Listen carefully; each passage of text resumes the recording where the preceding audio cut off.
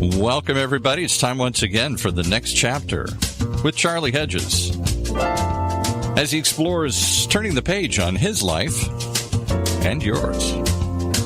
Hey, Charlie. Hey, Paul. What's up?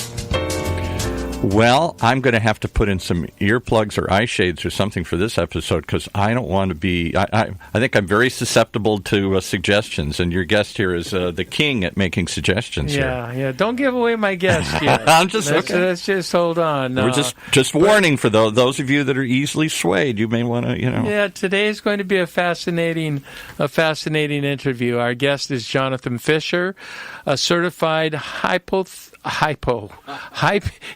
hypo, right? Certified hypo, yeah, there we go. He's a certified hypnotherapist, NLP trainer, and master facilitator, having worked these fields for more than 15 years now. He is a primary content creator for MindFi hypnosis apps with millions of downloads worldwide, which I am jealous of. Jonathan likes to say... It's just because he convinces, he just hypnotizes everybody into it, that's all. Jonathan likes to say that he has his doctorate in being doctored and often refers to what he calls his list. This list is his personal health history. It's also his why about life. Check this out. Jonathan had heart surgery at 16 months.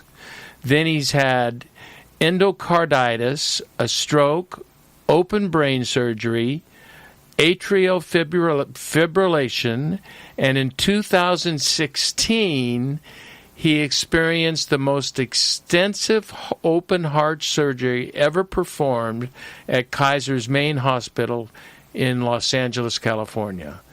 So his coaching and speaking company is called Mystic Heart Inc., and it's a reference to his own heart history and the passion for ideas of Joseph Campbell, the world-renowned expert on comparative mythologies. Through his hypno-coaching and speaking, Jonathan draws upon training and his life experience to help people, as Campbell might put it, live their bliss and make their life a truly heroic hero's life, because Campbell was into the hero's journey as he was into many mythologies. Jonathan, welcome to the next chapter with Charlie. Thank you for having me here. Well, I'm looking forward to it. We've had a couple of pre-conversations that I often say, I don't know why I don't do this. I should tape my pre-conversations because sometimes they're better than my podcast. Well, I think the hypnosis may have started already because I'm going to make a couple of corrections on the text. One is MindFi is the name of the company. MindFi, not MindFi. MindFi, like MindFi, borrow your pencil. And then it's Mythic Heart instead of Mystic Heart. So boy, Mythic Heart. I really did a hell of a job here, didn't I? People, they're searching for me, but can't find me. So Mythic Heart, like mythology, like Joseph Campbell, which is, I was reading one of his books when I had to think of a title for my company, and I thought, Mythic Heart. I'll combine both of those things. So yeah, that's great. I love that. That. I like it better than Mystic Heart because that's pretty common. Mythic Heart there's a bit of something intriguing about that. What does that mean? What is Mythic Heart? We'll talk more about that. You know how I'd like to begin the podcast is to get right into it. I'm not a slow starter. I'm gonna get into let's get right into it. And you call yourself a hypno-coach, not a hypnotherapist. Right. Why is that? What does that mean? Well, technically, I am a certified hypnotherapist. So, like the AHA, the American Hypnosis Association, recognizes me as that. But I'm thinking, well, what am I really doing? Is it therapy? Sort of, in that there's art therapists or whatever. But to me, it's really like I'm doing coaching with my clients. So I'm coaching them through whatever. It could be a health issue, could be confidence in speaking or whatever that I'm helping them with, and then I'm backing that up at an unconscious level with the hypnosis. So that's why I say hypno-coaching, to kind of get away from the label of doing, quote, therapy on somebody. It's coaching them through life. It's giving them tips and bringing out the best in them. How does hypnosis help? How does hypnosis help? Wow. Okay, well, first of all, what is hypnosis? Maybe... Okay, let's go there. Let's just, that's a good question. Because, what is it even? Because it can help in a lot of different ways. But a lot of times people have these fears and misconceptions, and we talked a little bit about that. But it's something I talk about with every client in the first session is, what are the fears and misconceptions? And we're going to talk about that next. Yeah. But I want to know more about hypnosis itself. Yeah, well, we tend to say it's a focused concentration, often paired with deep relaxation. Truth be told is, we don't really know. It can be measured as far as there was a study at Stanford where they did MRIs, and they said there's actual measurable brain functions when people are hypnotized. And yet we don't really know what it is. It's something different than the placebo response, even though that is a real effect. It's its own thing, and we don't really know. So if someone says, it's this, we don't know what it is. It can have an effect, and yet we're not sure exactly how to label it. Is it an altered state? Is it something else? We don't really know. But it is something that everyone can experience. We all do experience it once in a while. And it's a way to get access to the unconscious mind is how I would describe it. That's what I was just going to ask. Yep. Is it sort of a route to the unconscious? It really is. I mean, Jung said that the dreams were the royal road to the unconscious, or maybe that was Freud, but I think it was Jung. Yeah. And I would say that hypnosis is the royal road to doing something about the unconscious. Because I was taught, or we were taught years ago, this is like 15 years ago, as it was mentioned, that the conscious mind is 12% and the unconscious mind is 88%. Which is a little bit like an iceberg if you think of that. Now, at the time when I learned that, I talked to a researcher who was doing cutting-edge brain research that I happen to know. She was in academia. And they were doing functional MRI studies. I said, well, we're learning that it's 12% and 88%. And she said, well, actually, we would say more that's like 10 and 90. And now, lately, I'm hearing it's more like 5% and maybe 95%. So think about that. When you're doing anything at a conscious level, which could also be called willpower, whatever you're trying to change, you have, at best, maybe 10% of your mind working for you, maybe as little as 5%. But really, we're being driven by that 90 or 95% that is our unconscious mind. And that's where our behaviors are, that's where our values are, that's where our belief systems are, which drives our behaviors. If you want to change it, you have to change it at that unconscious level, and that's what hypnosis does. It bypasses the critical mind, the logical mind, and makes these changes that your rational conscious mind says you want to make. But you're not aware of. Meaning what? Consciously aware of. You might be. It's weird because when we say, some people will say subconscious. In fact, I learned originally that it's this subconscious mind, but there could be subconscious, preconscious, unconscious. I tend to group it to either conscious, which is what we're aware of, which is the conversation we're having now. Pretty much. And then I say unconscious, and that can include things that are preconscious, or it can include things that are readily accessible to your conscious mind. Like if I said, what color is your couch? That a second ago that was in your unconscious mind, but you're probably consciously thinking about it now. So we can access a lot of things in our unconscious mind, but some things are a little deeper. Some behaviors, some belief systems that are at a deeper level and are more difficult to change. So in hypnosis, we take the goals that a person consciously wants, and we work on those goals at the unconscious level so that once they're in the unconscious, you do them. You're wired for it. Okay, tell me the difference between a very focused and I hate even using the word successful, but let's just go ahead and use that word. Yeah. Meditative routine where you're in meditation and you truly have been able to dismiss the majority of noise that is around you, and you are really focusing almost on nothing, trying on nothing. Is that similar to hypnosis? It could be a little bit similar. We would say that, everybody experiences hypnosis differently. First of all, everybody can be hypnotized because it is a natural state that's happening all the time. And everyone experiences it, a little bit differently. So I would say, what's the difference between meditation and hypnosis? In meditation, yes, I also believe that the goal of meditation is to clear one's mind.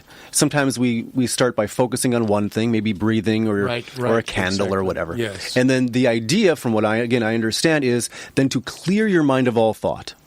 Now, with hypnosis, it's a little bit different in that it's still an internal experience. So you're still going from the outside world as being the predominant reality to going more internal, and it would involve the natural slowing of brain frequencies. The difference, though, in hypnosis is you may still be thinking of things. In fact, to even do hypnosis, you are thinking of things, and that it's kind of a guided change thing. So I may be talking to somebody, giving them suggestions, and their conscious mind might be thinking of things like, I wonder if this is hypnosis. I wonder if this is going correctly. Did I bring my shopping list with me? Because later I have to. They have these little monkey mind in the background. Their conscious mind is asking all these questions. Or, I wonder if it's going well. Is this how it's supposed to go well? I sort of felt relaxed, but I don't know. That's fine. I'm not talking to that 10%. So there's still a conscious aspect going on at the time Absolutely. You're hypnotized. Yeah. There's certainly, everyone's different, but a lot of people will have that little chatter, and that's fine because I'm not talking to that part of their mind. I'm talking to the 90% that's picking up everything, that's absorbing everything that I'm saying. In fact, sometimes I'll either let that little chattering conscious mind think of things and do whatever, or I'll give it a task, like have it count back from 100. So it's counting back from 100, and I'm talking to the unconscious mind and giving it suggestions. And that's really the trick of what we're doing is, what's the best way for this person to accept hypnotic suggestions?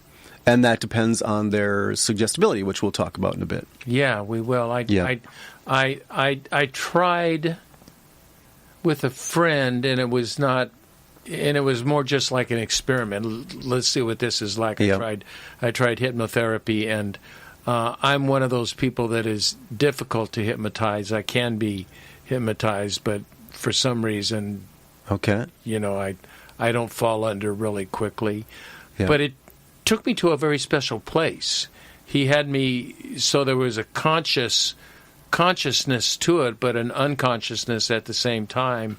He took me to a place on an ocean with a rock and all that, where I could settle, and it was like meditation, and that getting everything out of my mind, except I had this place in mind, and there was nothing else going on other than that. But the place was helpful. There was something about this spot that was comfortable for me and easy for me to express myself from it. Does that make sense? It does make sense. We would just call that possibly your personal place, if for lack of just sort of a general term for it. Well, maybe let's talk about the fears and misconceptions, because this is sort of I got one question before. I've got one, I really do have one question. Okay, yeah. And it's all about hypnosis, and it's again, I'm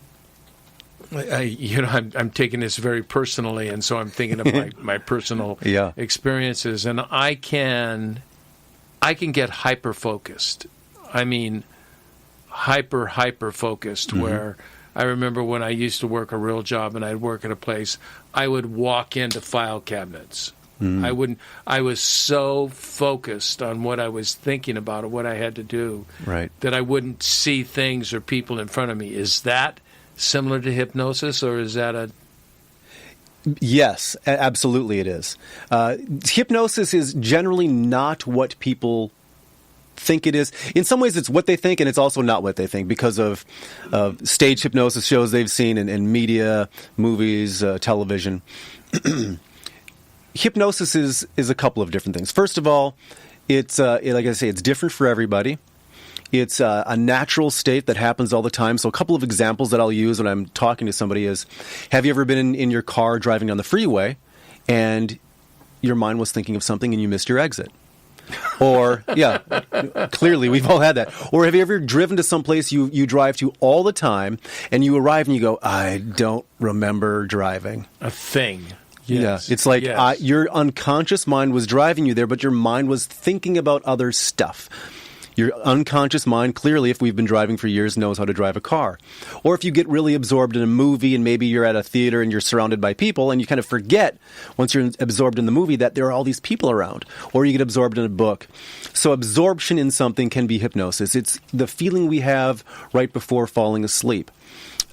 In hypnosis, people can't be made to do something that they don't want to do. That's against their morals, their personality, their ethics. They can't be made to have beliefs that are against their morals, their personality, their ethics. It's just not possible. You don't accept those suggestions. Everybody experiences hypnosis differently. So some people, they feel that their body's very light and floaty. Some people feel that their body's very heavy and they're sinking into the chair. And some people, they feel like they're kind of relaxed and their eyes are closed. And that's fine. Some people, if I say, oh, you're going through this dark forest, or I don't know if I'd say dark forest, this wonderful forest, you're going through this forest, and I describe it and the crunch of the leaves and whatever, and they feel like they are there. For some people. And some people, if I describe the exact same scene the exact same way, will be like, yeah, I sort of had a sense for it.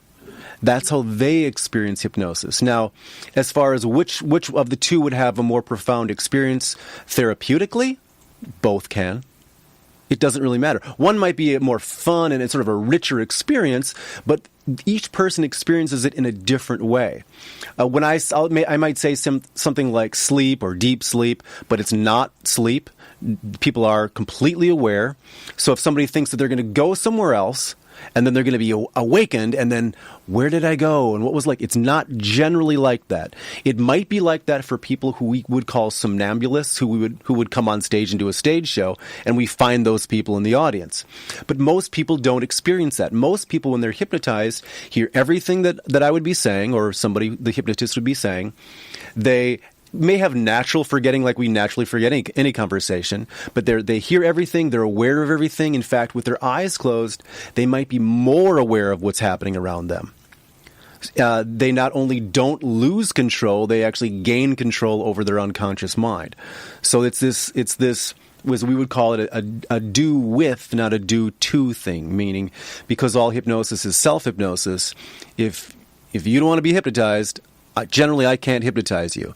But if you go along with what I'm saying and you follow along and you do the things, that will get you there. We'll get you to the experience for you as far as hypnosis. And I think that's the problem that a lot of hypnotists have, in that they don't fully explain what it may or may not be like for the client. Right. They think it's going to be this, and if it wasn't that, it's like, oh, I wasn't hypnotized. Or some people think of it as this sort of badge of honor. I've found where you didn't think that, you don't think that, but some people are like, oh, I can't be hypnotized. It's impossible because they're whatever. They think they're too smart or they're too rational or too whatever. And I found that sort of it seems like people who are more suggestible tend to be more intelligent, tend to have a greater imagination and a greater ability to focus. Not that other people don't have that, but there tends to be that trait. So they're easier to hypnotize. They're more suggestible, and I view sort of the opposite of popular opinion. I view hypnotic suggestibility, as kind of like a superpower. Some people would say, oh, you're gullible or they're weak-minded. I view it as the exact opposite. Because if 90% of our minds are unconscious, if you want to make any permanent change, any true change to who you are, you must do it unconsciously. And if someone doesn't have the ability to set aside what we would call the critical mind, which is the logical, rational part of their mind, they can't make certain changes at that fundamental unconscious level. So they're blocking themselves to true positive change. So tell me from our conversation thus far, yep. if I were asked to define hypnosis and hypno-coaching or hypnotherapy, I would say it is a process by which you dismiss or get rid of the chatter of the monkey mind, and you can focus on the unconscious, on the deepest part of your soul, the deepest part of your mind, and you can learn from that. You can learn the true self, the true aspects of yourself without all of this interfering noise. Am I close to defining hypnosis? Yeah, there? that's pretty close. I tend to think of it as a way to bypass that critical area. And then the critical area, if we think of it, it is like a filter between the conscious and unconscious mind. And the critical area is that rational, logical, reasoning part of the mind. Now, it's only rational and logical according to you or according to me. It's our version of rationality and our version of logic. And if we can set that aside, or if I'm able to, or when I'm able to figure out what a person's suggestibility is and work around that, think of suggestibility as how we learn things. To me, it's all about suggestibility. And I'll give keynote talks on hypnotic suggestibility. Yeah, that's in my notes to talk about. Yeah. And maybe it'd be great to just talk about that right now. But that's, to me, that's the key to everything. In that suggestibility is this, in a general way, suggestibility is how we learn. And also generally, you could think of it as a continuum where some people learn more directly, and some people learn more inferentially. So that let's say if I were to say to somebody, "Oh, it's really cold with the door open." If they learned more directly, they might think, "He thinks it's really cold with the door open." If they learn more inferentially, they might think, maybe he wants me to close the door because he's cold. Right? They're reading into it. Yes. Now, we all do both of those, but some people tend to be on one side or the other. Now, that's generally. But if we that's think suggestibility. That's suggestibility. Now, if we think of more specifically, or other ways to think of suggestibility is, I'm suggestible to the English language. I'm not suggestible to Swahili. If someone speaks Swahili to me, I'm not going to know what they're saying. If they speak English, they can bypass a part of my mind. They can get information in. I may not accept all of it, but I'm a lot more likely to accept it than if it's in Swahili or a language I don't understand. That's the same thing for everything. If I'm if I'm Republican and I'm talking to another Republican, I'm more suggestible to him or her. If I'm Republican and talking to a Democrat, maybe I'm less suggestible to that person with respect to politics. So it's, what are you suggestible to? That applies to every single area of life. If you're pro-education, then you might be swayed or more suggestible to a college professor. If you're anti-education or whatever, you may be less, or you may be more skeptical and put up your barriers. Your critical area might expand. You become less suggestible, less able to be open to what they have to say. That seems to me that your clients must have a tremendous amount of trust in you in order to accept the suggestibility, the ideas that you're giving them. Because if they don't trust, they're going to blow it off. But if they trust, then they may be able to use some of the suggestions and ideas that you have to improve their life. That is exactly it. That's why in the first session I talk about what hypnosis is, what it isn't, and a lot of what hypnotherapy is do you jive with the person that you're working with? Because yes, I could give them suggestions, but that they don't accept. But I'm only giving them suggestions for issues, if they're issues that they want help with. So I'm generally never giving them suggestions they don't want. I just have to learn what's the best way to give the suggestions to them that they do want. Because if I'm giving them a suggestion that they reject, they just don't accept it. I truly am the do no harm modality in that.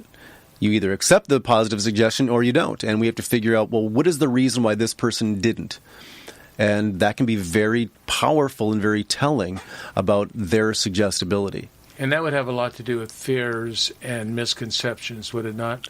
I would agree. I would say so. I would say a lot of it has to do with that. Well, why don't we talk about that after a break? We'll take a quick break, and we will come back and we will go right into fears and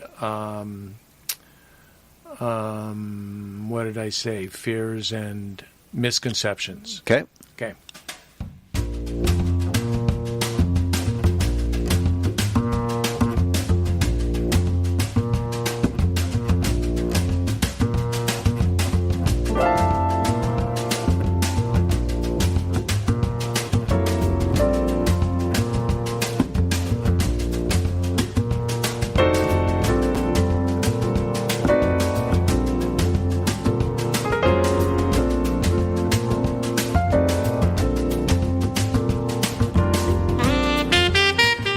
y'all. It's Charlie Hedges. This is the next chapter with Charlie, and I am here with an extra special guest, Jonathan Fischer, who is a hypno-coach, which is similar to a hypnotherapist, but he likes to view his job as coaching more than therapy, and he is also founder. Are you founder of Mythic Heart? I am, yes. He's founder of Mythic Heart. He also has an app, which I mispronounced, and he rightly corrected me. It's Mindify Hypnosis Apps, and has millions of downloads. And we have covered what is the concept of hypnosis. And, you know, most of us are familiar with hypnosis as a routine at an entertainment event or something that we might go to the Magic Castle in L.A., which everybody in L.A. knows a Magic Castle, and there's going to be all these little tricks that are done by the hypnotist. We find it quite fun, but actually we're rather skeptical about it being a legitimate discipline in the field of psychoanalytics, and thinking that there's some hooey involved in that. And so there are several fears and misconceptions about hypnosis, and I know you've encountered in speaking to them. Can you you want to tell me about the fears and misconceptions of hypnosis? Sure, and I mentioned a bunch of them already, but really it's dealing with that same aspect. You mentioned the Magic Castle, but it's that stage hypnotist factor of people they either believe that it's nonsense, that it doesn't exist, which it is a real measurable thing. There are dozens of studies over dozens of years, not dozens, decades, saying that hypnosis is a real thing. It really does exist. In fact, in 1953, the AMA said hypnosis is a legitimate practice for many medical issues. In 1953. And hypnosis in some form or another has been going on for thousands of years, the idea of suggesting things to people. There is this ability that we've had. So the stage hypnotism thing really is an issue. Imagine if instead of a hypnotist, you had a dentist doing a show. Same thing, but a dentist is on stage and gets a bunch of chairs up there, and the dentist brings people on stage, and we're going to give them the Novocaine, we're going to have you drink water, and it's going to spill all over you because you can't control your mouth, and we're going to laugh at you, and then we're going to put you on gas, then we're going to have the drill or whatever, and we're going to terrify you.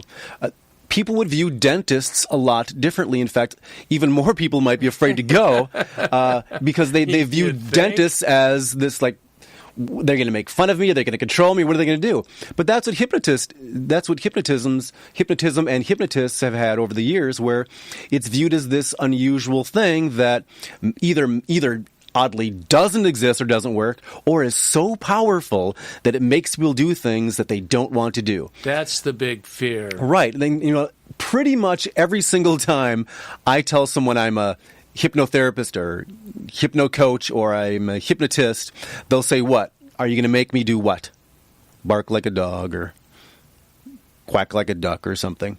And that's because of movies, of stage hypnotism, and it just doesn't work like that. Now, stage hypnotists are using hypnosis. They're finding the most, as we had talked about, the most suggestible people.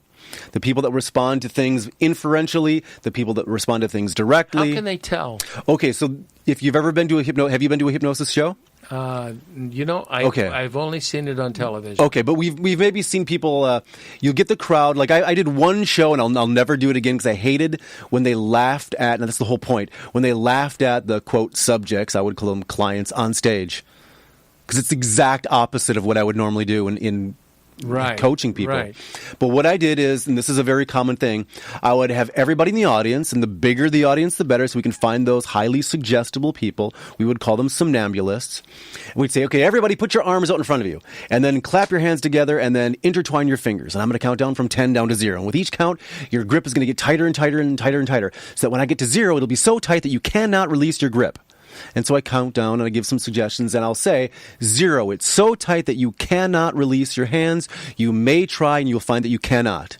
Well, what happens is most people release their hands and they're like, I can. But some people won't. In fact, they'll probably laugh, look to the people they're with like, I can't, he's right. I'll see those people and I'll go, raise your suggestibility. Yeah, I'll say raise your hands, your arms that are connected in the air, and come up, and I'll release them for you, and then have a seat. Because these are the most suggestible. Again, not the weak-minded. I would say more powerfully minded, and that they're more suggestible. They're more readily able than the rest of us to change things at an unconscious level.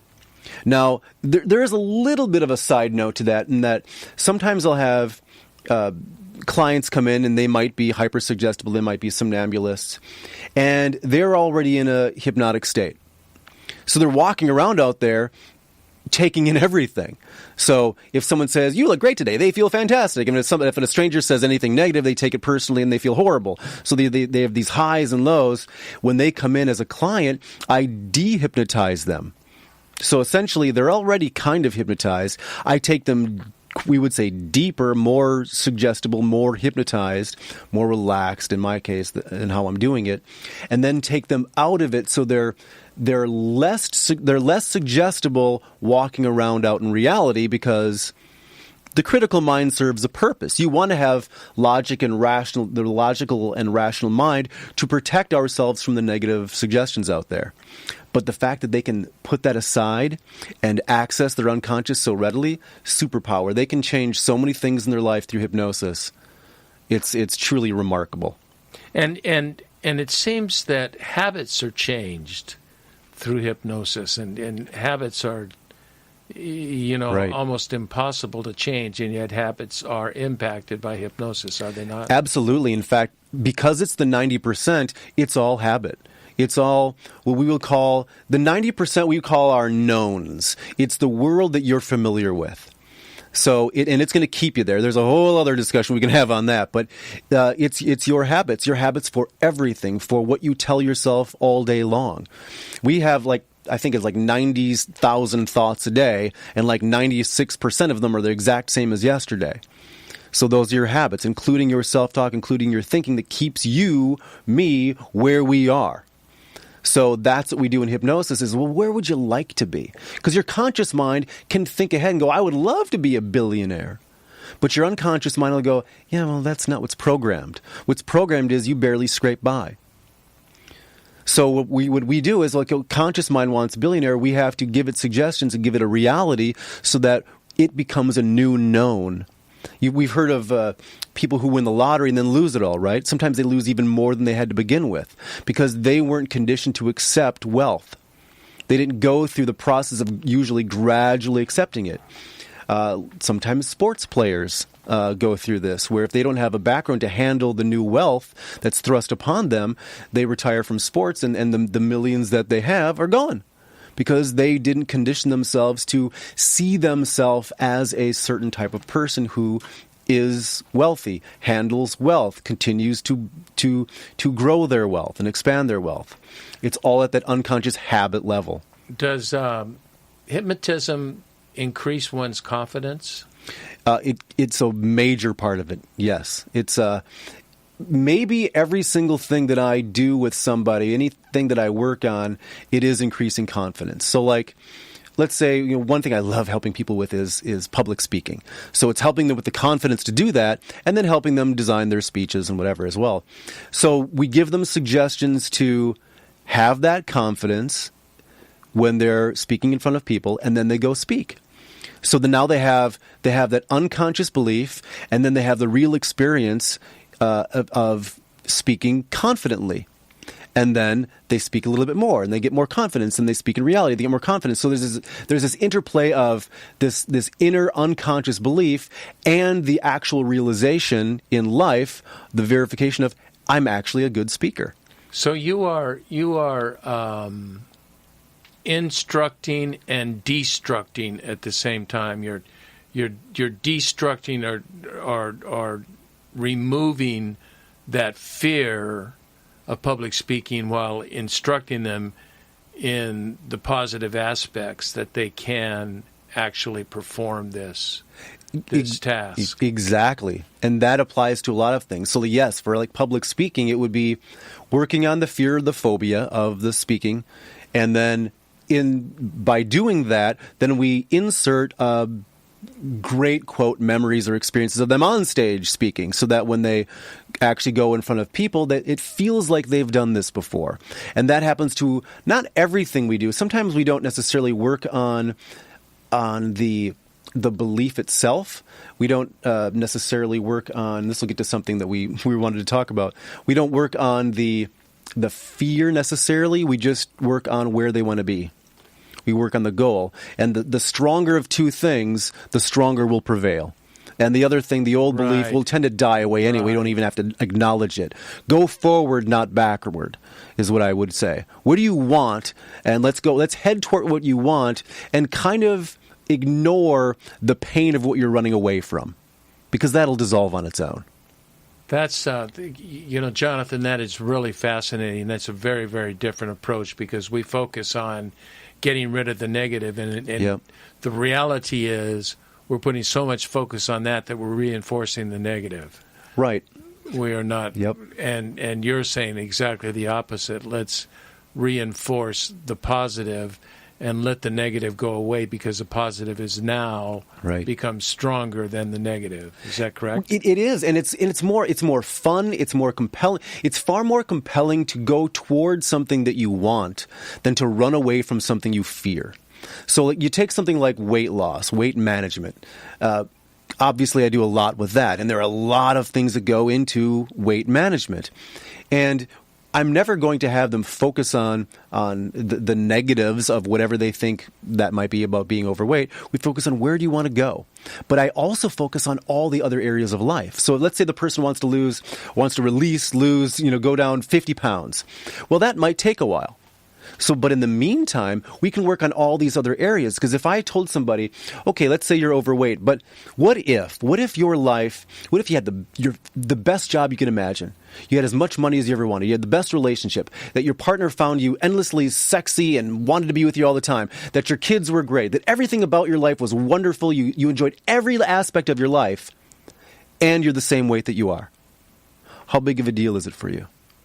We focus on where you want to go. And so as they're maybe reducing these 50 pounds, we work on these other areas that maybe can be accomplished sooner, so that they get this forward momentum in life.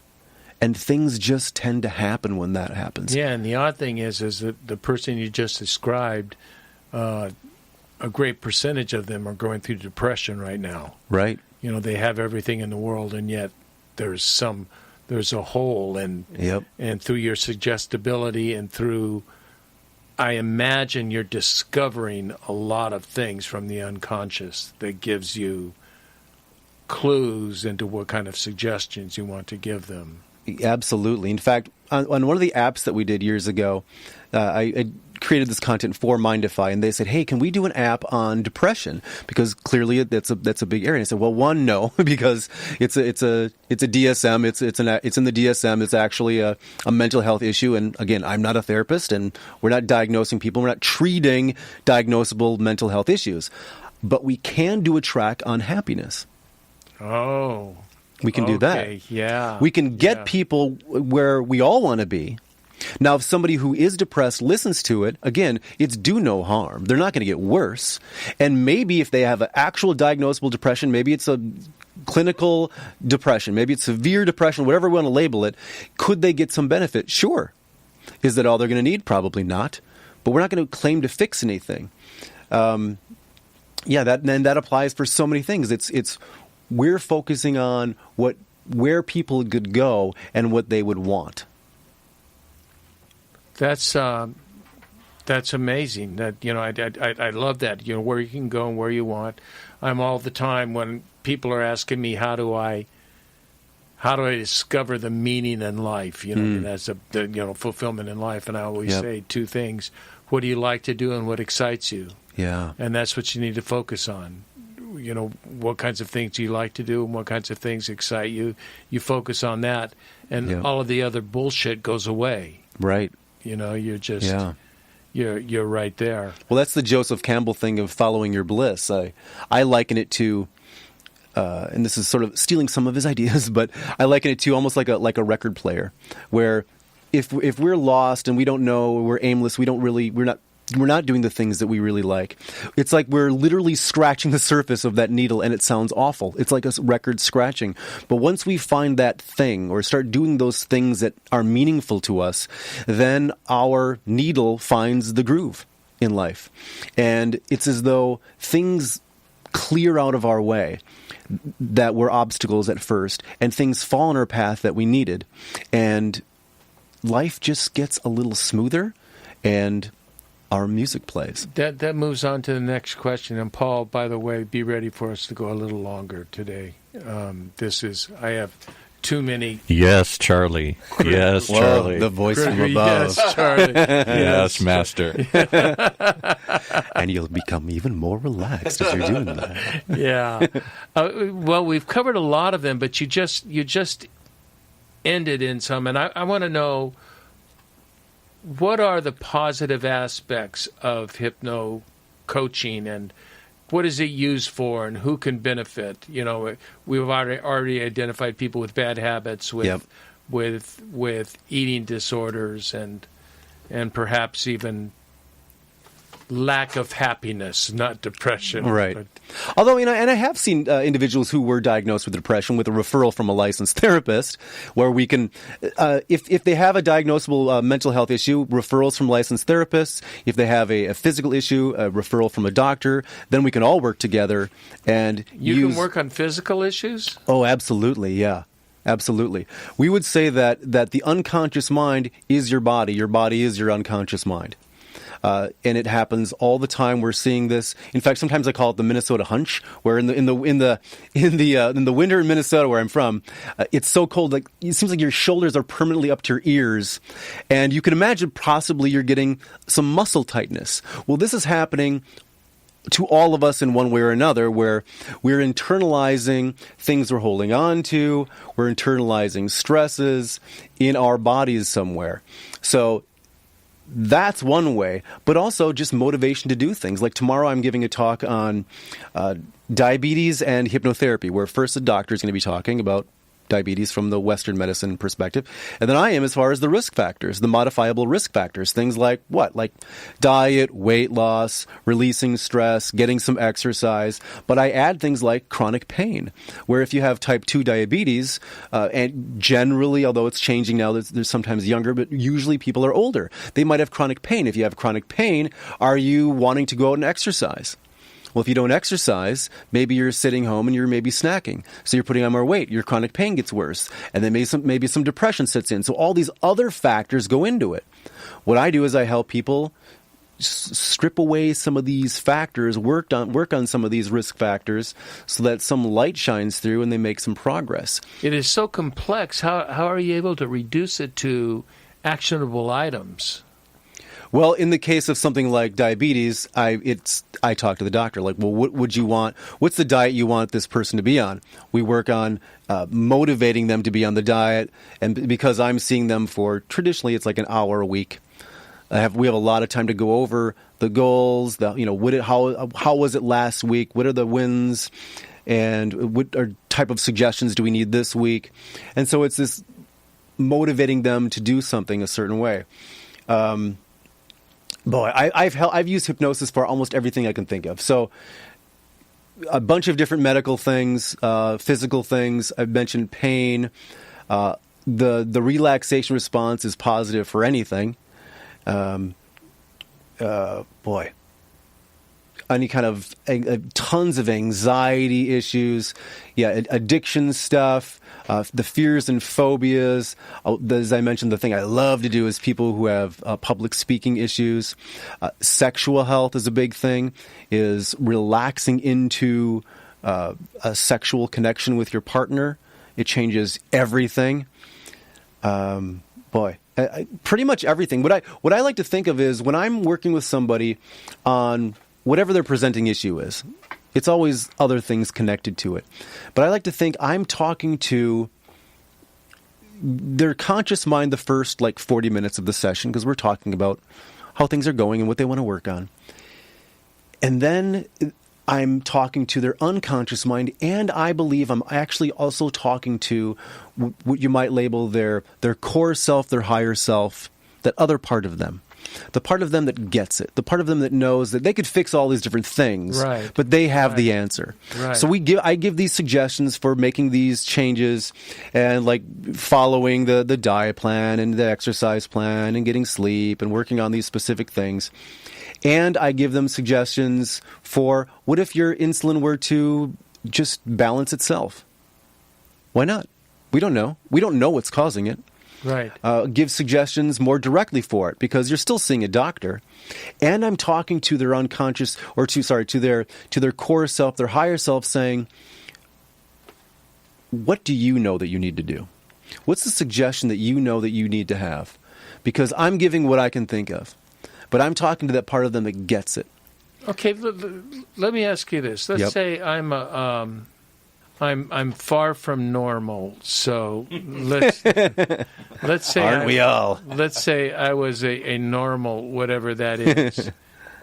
It seems to me that if 90% of our intelligence and motivating thought is coming from the unconscious, and our worldview, the way we think of, wouldn't this be a modality that would help everyone, no matter, even if you don't have some serious diagnosis that you're trying to work through?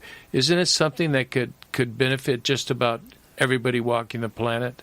I'm the most biased person to ask that from, but literally nobody's more biased than I am on this answer. But yes, we're doing it anyway to some degree.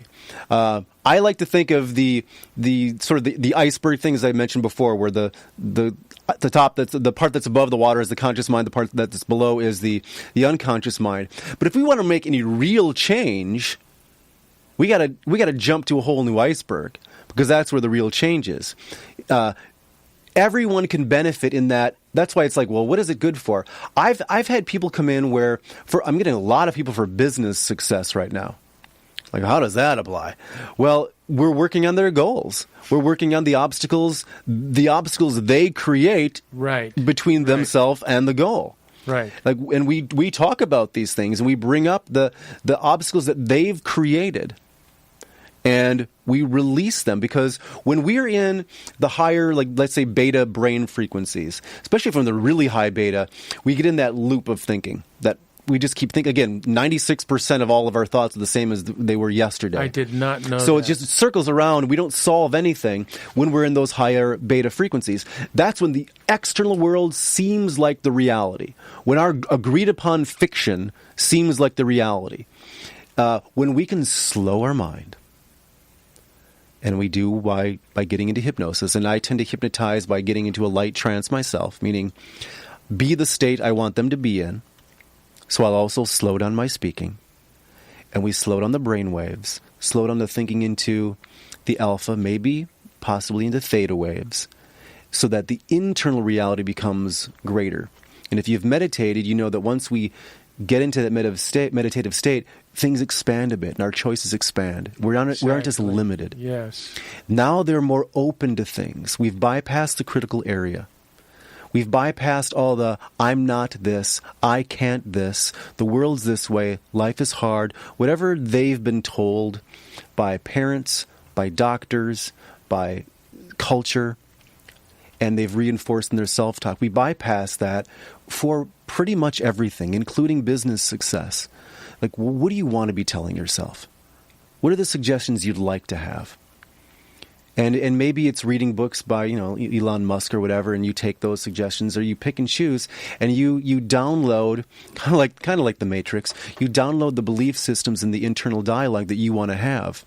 So you just automatically start doing these things. Yeah. It's I strongly believe in habits and rituals, and doing certain rituals in the day that are healthy for me, that get me in the right mindset to proceed without all of the crap that's going on in my brain. Now, since we're running near out of time, and I can see Paul fidgeting over there. That's just the hypnosis.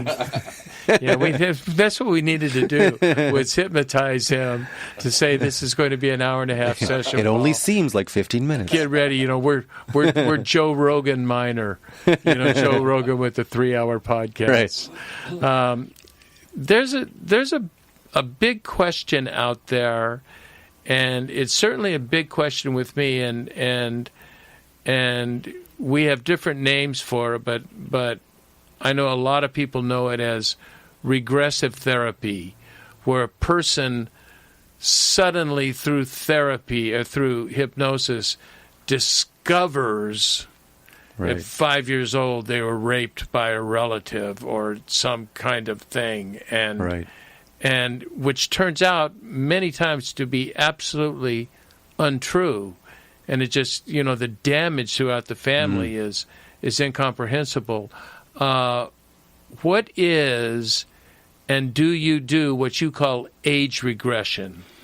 I generally do not. Now, what I would say is that what hypnosis does best is suggest. What it does worst is uncover. So I don't go fishing for anything, because as objective as I try to be, if I were to say something like, okay, so go back to the time and where are you? They say that I'm sitting on the couch. Who's next to you? Uncle Frank. Oh, then what happens next? Now, because of culture, they might think, I wonder if he did something. Right. Now, what I tell every single client is sometimes when we go into a hypnosis session, things might occur to you that seem like memories. And they may or may not have any truth to them. We don't know. So I don't go fishing for anything. In fact, it goes back to the other thing I talk about where the best thing to do is go forward. Instead of uncovering something in the past, who cares? Create something compelling into the future. I once had a referral to me where it was a 85-year-old woman. She was referred to me, and we did a phone call before she was going to come in. And she said, it doesn't seem like I can remember. I can't remember anything before the age of 12. And I go, well, that's interesting. And I go, how is your life now? She goes, it's never been better. She's 85 years old. Her life has never been better. And I said, yeah, you don't need to come in. Not necessary. I don't need your money. Yeah, nope. It's like, I'm not going to go looking for anything that might have gone wrong, because clearly that's what she thought. Maybe something happened. It's like maybe your unconscious mind is blocking something because it knows that by doing so you're able to have the best life you've ever had at 85. Yeah, it can be that blocking of the unconscious mind can be a very healthy thing. It's the old hand on the stove. Right. You put your, why keep going back to that when you learned about that? Yeah, so there is no need. And I said, the most I would ever do is, I can put in some nice memories. We can make some up and put them in there. But you're already saying your life is great. We can work on something else. But again, you say everything is great. There sounds like there's nothing to work on. So there's no reason to go back and do these age regression therapies. I just at the most I might for a fear or phobia, if they know when the fear happened, maybe we'll go back. But even then, they pretty much know the situation. We're not fishing for anything. It's just not necessary. And boy, it can cause things and start things that you just never wanted. Not necessary. Yeah, I have a coach now that I actually discovered in a writing class together, and she's been on the podcast, Dina Crowder. She's been on the podcast 3 times, and she's into archetypes, and that not that we have one archetype, that we each have 9 archetypes. That I found I did a coaching process with her for a year, and it was one of the most powerful things I've ever experienced, and it was all about where you are now, what is stopping you now from moving to the next phase? Not let's don't go into your past and see, you had a crappy childhood, and that got in the way. What is stopping you right now? And let's move on from that, or positive things to move on, and it's been extraordinarily helpful. I really like your idea of not necessarily. There are times I have to contradict myself here. There are times it is important to understand if we had negative things happen in the past and we have no idea of them and they are being detrimental. They're coming up and coming up and coming up. We need to find those and try to move past those. But I like your idea that thinking confidently, thinking proactively, thinking what can I do now? How can I move forward? That's going to take me a hell of a lot farther than it is if I'm worrying about, whatever I did when I was 30 or 25 years old, which we don't want to talk about on radio. Well, and for me personally, I mean, I'm a hypno coach, right? So if we go back and a person believes that they were sexually abused, one, they may or may not have been. Two, it's out of my scope. I don't do that. I don't do that kind of therapy. So now we've done a couple of things that I don't want to get into. But I can create positive future realities. Let's focus on that. It is my scope, and it's better anyway. So let's just do that. If you really want to do those things, one, fine, but I'm legally not the person who can even do it, and I don't want to anyway. So. Well, Jonathan, listen, I'm going to put your contact information on our show notes, but I really encourage. I'm an over-assessed person, and I'm threatened to go, and I have a great life right now. So, but it just sounds too fascinating to get into my unconscious. How do people get a hold of you? Well, yeah, the website is the best way. So they can go to my website and contact me through email. And your website is the Mythic Heart. Yeah, Mythic Heart, one word, mythicheart.com. And I have some free hypnosis downloads on there.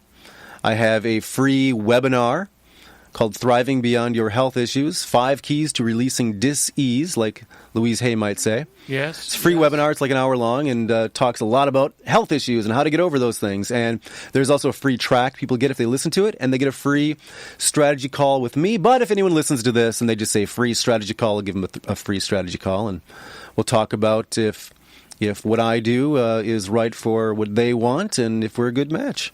Do you make any money? You give so much crap away that you did, No, you gotta give stuff away first. You gotta. Yeah, I agree. Show your value, right? I'm just teasing you. I'm just teasing you. Where are you located? I'm located everywhere. I live in Newport Beach, but I see clients online. So literally, I have clients anywhere on the planet as long as they have a Wi-Fi connection. Online, yeah. We haven't talked about this? No, I don't think so. Years ago, I figured out how to do phone sessions when they didn't have video, like in 2004 or whatever. But then now that I use Zoom, now that there's video and audio, I have hypnotized clients I've never met in person. So they can be anywhere. And because I'm not licensed, I'm not bound by California, I can see anyone anywhere for, anything if they get a referral from somebody.